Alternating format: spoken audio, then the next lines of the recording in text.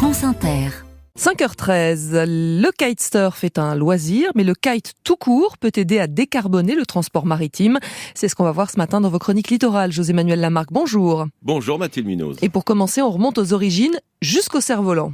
Oui Mathilde, le cerf-volant dans sa pratique nous montrait qu'il fallait avoir de la force pour le maintenir au vent. En somme, il est l'ancêtre de ce que l'on appelle le kite. Et c'est Yves Parlier, un skipper historique que j'ai rencontré la semaine dernière aux Assises de l'économie de la mer à Bordeaux, qui m'a initié à l'utilisation du kite. Yves Parlier. Alors, le kite, c'est une aile aérodynamique très performante qui permet de remonter contre le vent, qui permet de tirer très fort et qui est issue de la technologie du kitesurf. Mais ça ressemble quand même, un kitesurf, ça ressemble au loin à un cerf-volant puisque ça permet de tirer les bateaux. Oui, absolument. Ça permet de tirer les bateaux. Chez Beyond the Sea, notre objectif. D'abord, qu'est-ce que c'est Beyond the Sea ? Vous dites votre objectif. Vous, en plus du grand skipper, vous êtes le patron de Beyond the Sea. Alors, effectivement, je suis le président fondateur de la société Beyond the Sea qui développe des solutions de traction par kite de navires de toute taille. Donc, il y a des kites pour la sécurité et il y a des kites pour l'économie d'énergie et la réduction des émissions de gaz à effet de serre.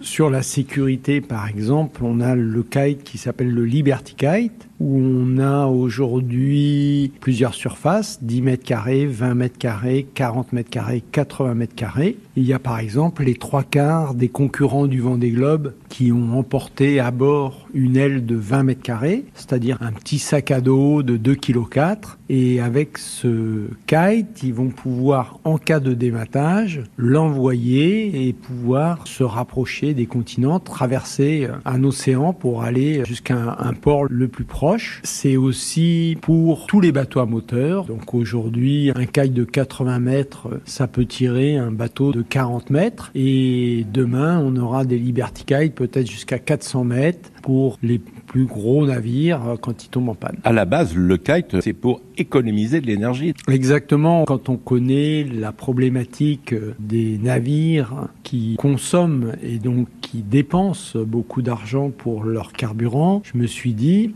il faut absolument que la marine marchande réapprenne à utiliser le vent qui a été pendant des millénaires l'énergie qu'a utilisé l'homme pour se déplacer et pour déplacer les marchandises à la surface du globe. Donc j'ai regardé un peu tout ce qui existait comme solution et finalement je me suis dit potentiellement c'est le kite qui remplit toutes les cases. On le range dans sa boîte quand il y a la tempête et quand il n'y a pas de vent. Il ne génère pas de traînée, c'est-à-dire il ne freine pas le bateau quand il ne sert pas. Il ne rajoute quasiment pas de poids, il prend très très peu de place, il est fixé à l'avant, ça équilibre la direction du bateau et ça a une force formidable puisque ça peut aller chercher du vent en altitude qui est beaucoup plus fort, donc tirer jusqu'à 5 fois, 10 fois plus qu'une voile normale. Et c'est la raison pour laquelle, Yves Parlier, durant les Assises de l'économie de la mer à Bordeaux, vous avez signé un accord avec la Marine nationale et les remorqueurs abeilles. Oui, absolument. On est ravis de ce partenariat tripartite puisqu'on va équiper un de leurs remorqueurs, le Jason, à Toulon, d'un de nos systèmes, le système Seakite, pour démarrer des ailes de 50 mètres carrés, ce qui déjà a une force de traction importante. Et donc, on doit commencer avec des kites de petite dimension pour progressivement aller vers des ailes de 400 mètres carrés, voire à terme 1600 mètres carrés pour avoir vraiment un impact significatif sur les gaz à effet de serre. Potentiellement, on pourrait faire économiser plus d'1 milliard de tonnes de CO2 émises. Merci Yves Parlier.